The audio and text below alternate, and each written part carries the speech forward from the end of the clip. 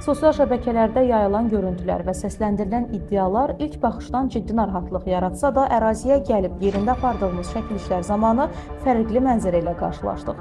Məlum oldu ki, sözü gedən obyekt yeni tikilən hər hansı kommersiya obyekti deyil. Uzun illərdir fəaliyyət göstərir və hazırda burada sadəcə təmir işləri aparılır.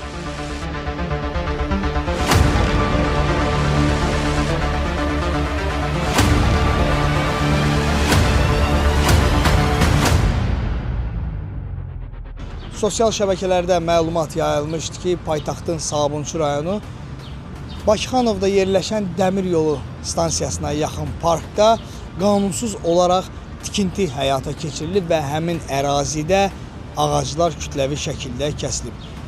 Biz də sözü gedən ünvana gəlmişik və bizə bildirildi ki, ərazidə heç bir qanunsuz tikinti işləri aparılmayıb, sənədlə, sübutla bizə göstərildi. Eləcə də istəyəcəm operatorum göstərsin. Gördüyünüz kimi ağaclar, heç bir ağac yəni burada kəsilməyib. Eləcə də istərdim ki, operatorum xahiş edirəm gəlsin. Obyektin daxilində olan ağaclar belə toxunulmadan saxlanılıb və Ekologiya və Təbii Sərvətlər Nazirliyinin əməkdaşları tərəfindən əraziyə baxış keçirilib və ağaclara invertarlar vurulub.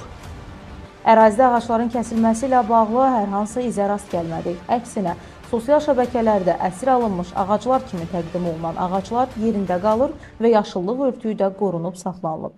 Aynura Quliyeva, Aslan Nadiroğlu, Patrol AS.